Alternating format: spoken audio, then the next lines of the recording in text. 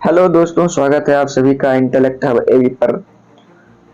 मैं अनुरंजन कुमार स्वागत करता हूं आप सभी का। तो कल मेरा जो पिछला वीडियो था लाइव प्रोसेस पर, उसमें हमने देखा था कि एग्जैक्टली ये लाइव प्रोसेस का डेफिनेशन क्या होगा। ठीक है, जो लाइव प्रोसेस है उसका डेफिनेशन क्या होगा ये हमने देखने का प्रयास किया था। आज हम लोग एक एक लाइव प्रोसेस को देखेंगे और उसके बाद फिर हम लोग एक एक को डिटेल में देखने का प्रयास करेंगे। ठीक है, चलिए स्टार्ट करते हैं हम लोग लाइफ प्रोसेस। तो हमने कल कहा था कि ऐसी प्रक्रियाएं जो शरीर के अंदर होती हैं और वो जीवन को जीवित रखने के लिए, शरीर को जीवित रखने के लिए आवश्यक है। उनमें से किसी एक प्रक्रिया में भी अगर कोई कमी या कमियां होती हैं तो वो जो है जीवन खत्म हो जाएगा। ठीक है, चलिए बात करते हैं हम लोग। सबसे पहले लाइफ प्रोसेस का एग्जांपल न्यूट्रिशन, ट्रांसपोर्टेशन। न्यूट्रिशन यानी कि जो हम लोग खाना खाते हैं, ठीक है, फिर वो उसमें क्या क्या प्रक्रियाएं होती है वो सभी। ट्रांसपोर्टेशन यानी कि जो ब्लड है वो एक सेल से दूसरे सेल तक जो ऑक्सीजन का ट्रांसपोर्टेशन करती है, या उसकी जो भी प्रक्रिया है वो हम लोग जब ट्रांसपोर्टेशन पढ़ेंगे तो उस समय में देखेंगे। तो फिलहाल अभी इतना काफी है कि ट्रांसपोर्टेशन एक लाइफ प्रोसेस है। रेस्पिरेशन, श्वसन की क्रिया, जो हम लोग सांस लेते हैं और बाहर छोड़ते हैं, ये ब्रीथ इन ब्रीथ आउट का जो प्रोसेस है। इसके अलावा जब वो ऑक्सीजन हमारे बॉडी के अंदर जाता है और वो ब्लड से ट्रांसपोर्टेशन के थ्रू कहाँ चला जाता है, सेल के पास। अब फिर वहां पर भी एक सेलुलर रेस्पिरेशन होता है। तो हम लोग पूरी डिटेल में उसको देखेंगे।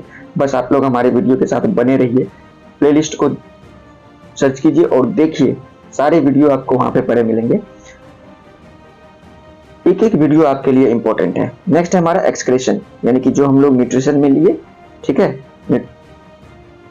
न्यूट्रिशन में लिए और जो जब ट्रांसपोर्टेशन हुआ, तो इन सभी में जो भी वेस्टेज हैं, ठीक है, चाहे न्यूट्रिशन का वेस्टेज हो, चाहे ट्रांसपोर्टेशन का वेस्टेज हो, यानी रेस्पिरेशन का वेस्टेज हो, इन सभी को हम लोगों को अपने शरीर से बाहर निकालना होता है। ठीक है, तो इन सभी को जो बाहर निकालने का प्रोसेस है, that is called excretion. Next हम लोग देखते हैं मेटाबॉलिज्म।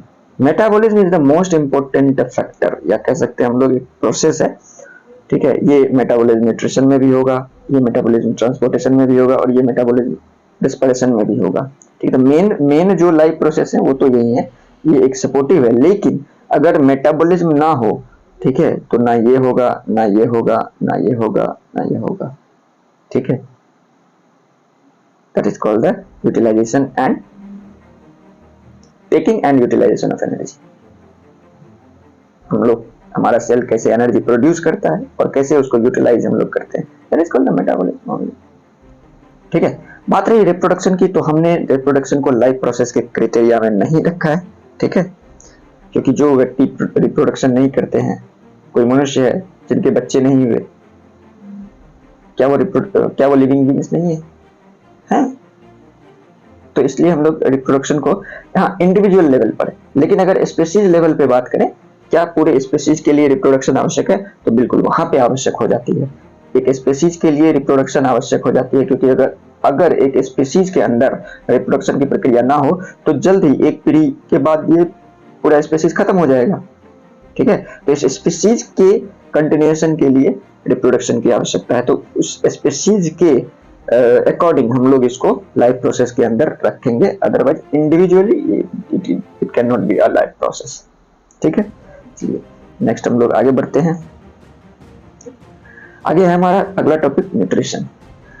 तो हमने कहा एक एक करके हम लोग सारे अपने जो लाइफ प्रोसेस है उसको देखेंगे और फिर एक एक करके हमने सारे बायोलॉजी के जो भी 10th के 9th के जो भी टॉपिक्स हैं उनको हमें कवर करना है, ताकि जो 9th-10th के बच्चे हैं उनके लिए तो ठीक है, उनका तो कोर्स ही है ये, लेकिन जो कंपटीशन के हैं उनको बायोलॉजी में जो क्वेश्चंस आजकल काफी ज्यादा आ रहे हैं, हालांकि जो हायर एग्जामिनेशन है वो थोड़ा टर्न हो रहा है साइंस एंड टेक की तरफ, बट जो वनडे एग्जामिनेशन हैं खास करके उनमें अभी भी और आगे बहुत दिनों तक ये रहेगा, बायोलॉजी, केमिस्ट्री, इन सभी चीजों का वेटेज काफी ज्यादा अच्छा होता है। ठीक है, तो हम लोग देखने का प्रयास करते हैं। बेसिक से शुरू करते हैं हम लोग nutrition. The process of acquiring food that is needed for the nourishment and sustenance of the organism is called nutrition. जीव के पोषण और निर्वाह के लिए आवश्यक भोजन प्राप्त करने की प्रक्रिया को पोषण कहा जाता है। ठीक है, क्या हुआ न्यूट्रिशन? हम लोग जो भोजन हम लोग लेते हैं, और वो भोजन किस चीज के लिए आवश्यक है? हमारे शरीर को एनर्जी देने के लिए। ठीक है, तो जीवन के निर्वाह के लिए आवश्यक ये जो प्रक्रिया है, जिसमें हम लोग बाहर से कुछ लेकर के अपने एनर्जी को पूरा करते हैं, उसको हम लोग न्यूट्रिशन बोलते हैं। पोषण मुख्यतः दो तरीके के होते हैं, स्वपोषी, विषमपोषी, ऑटोट्रोपिक और हेटेरोट्रोपिक। ठीक है, autotrophic nutrition is present in plants, algae and some bacteria. Organisms produce their own food using sunlight energy, using the light energy or the chemical energy by photosynthesis और chemosynthesis respectively. ठीक है, तो हम लोग यहाँ पे इसको देखने का प्रयास करेंगे कि ये न्यूट्रिशन, ऑटोट्रोपिक न्यूट्रिशन क्या है, हेटेरोट्रोपिक न्यूट्रिशन क्या है, दोनों हम लोग देखने का प्रयास करेंगे। तो ऑटोट्रोपिक न्यूट्रिशन हो गया कि कोई भी ऑर्गेनिज्म है, ठीक है, वो डायरेक्टली सनलाइट को यूज करता है, और इसको हम लोग ऐसे समझ सकते हैं कि क्या हम ऑटोट्रॉप हैं या हेटेरोट्रॉप हैं, मनुष्य, ह्यूमन बीइंग्स। तो क्या ऐसा होता है कि हम लोग जब सूर्य के रोशनी में, प्रकाश में, धूप में खड़े हो जाते हैं तो हमारा पेट भर जाता है? दैट्स नॉट पॉसिबल, क्योंकि हम लोग क्या हैं, हम लोग हेटेरोट्रोपिक न्यूट्रिशन वाले ऑर्गेनिज्म हैं। लेकिन जो ऑटोट्रोपिक न्यूट्रिशन वाले ऑर्गेनिज्म हैं, जो फोटोसिंथेसिस और केमोसिंथेसिस करते हैं, ठीक है, फोटोसिंथेसिस का मतलब हुआ कि यूजिंग द सनलाइट जो अपना खाना बना लेते हैं, सूर्य के प्रकाश में जो अपना भोजन स्वयं बना लेते हैं, वो ऑटोट्रॉप्स हो गए, सॉरी फोटोसिंथेसिस करने वाले ऑटोट्रॉप्स हो गए। और जो रासायनिक एनर्जी यानी कि अपने आसपास के जो केमिकल्स हैं उनको यूज करके एनर्जी प्राप्त करते हैं, उनको हम लोग केमोसिंथेटिक ऑटोट्रोपिक न्यूट्रिशन कहते हैं। दूसरा है हमारा हेटेरोट्रोपिक न्यूट्रिशन। तो heterotrophic nutrition is present in bacteria, fungi and animals. ठीक है, बैक्टीरिया में, फंजाई में और एनिमल्स में, यानी कि हम लोग उसमें सारे सभी कैटेगरी में आ जाते हैं, एनिमल्स के कैटेगरी में। They derive energy from organic compound such as animals eating plants and other animals for food. मतलब हम लोग कोई ना कोई ऑर्गेनिक कंपाउंड उसके लिए यूज करते हैं। जैसे हम लोग खाना खाते हैं तो हम लोग क्या करते हैं, कोई प्लांट्स खाते हैं, हाँ, चावल खाते हैं तो वो भी एक प्लांट का सीड है, तो उसको खाते हैं। गेहूं खाते हो या कोई अन्य सब्जी वगैरह सब खाते हो तो कोई ना कोई प्लांट खाते हैं, या फिर एनिमल्स को हम लोग खाते हैं। ठीक है, तो हेटेरोट्रोपिक पोषण बैक्टीरिया, कवक और जानवरों में मौजूद होता है। वे कार्बनिक यौगिक से ऊर्जा प्राप्त करते हैं, जैसे जानवर भोजन के लिए पौधे या अन्य जानवर को खाते हैं।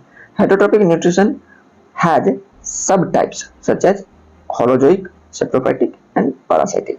ठीक है, होलोजोइक, सेप्रोफाइटिक एंड पैरासाइटिक, ये तीन तरह के हेटेरोट्रोपिक न्यूट्रिशन के सब टाइप्स होते हैं। हम लोग देखेंगे आगे कि वे कौन कौन से टाइप्स हैं। आइए यहाँ हम लोग देखते हैं, इसको थोड़ा सा डिवाइड कर ले। तो न्यूट्रिशन इन प्लांट्स या एनिमल्स, एनिमल्स में भी यहाँ पे हम लोग रख सकते हैं, not only plants, animals also. तो ये जो है इसको हम लोग दो भाग में बांटे, ऑटोट्रोपिक न्यूट्रिशन, हेटेरोट्रोपिक न्यूट्रिशन।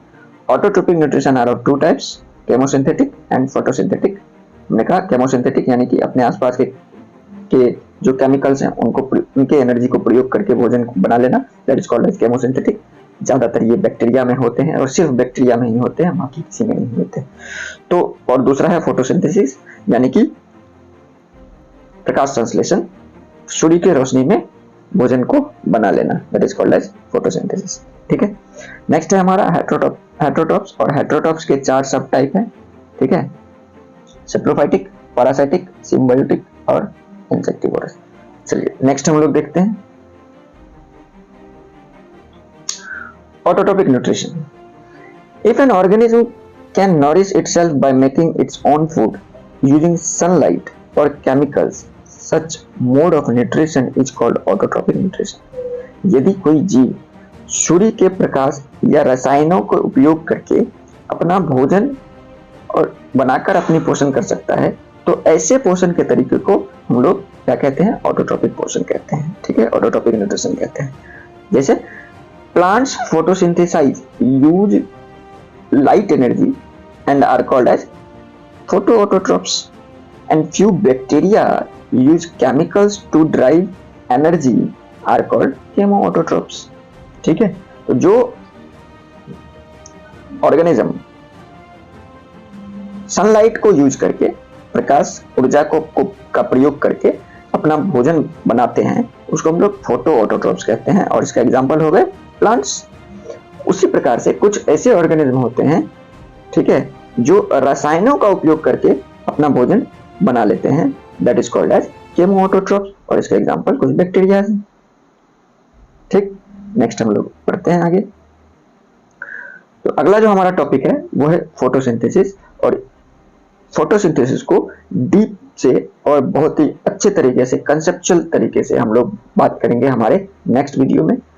तब तक चैनल को लाइक कर दें, सब्सक्राइब कर दें और शेयर कर दें अपने दोस्तों के बीच में। धन्यवाद।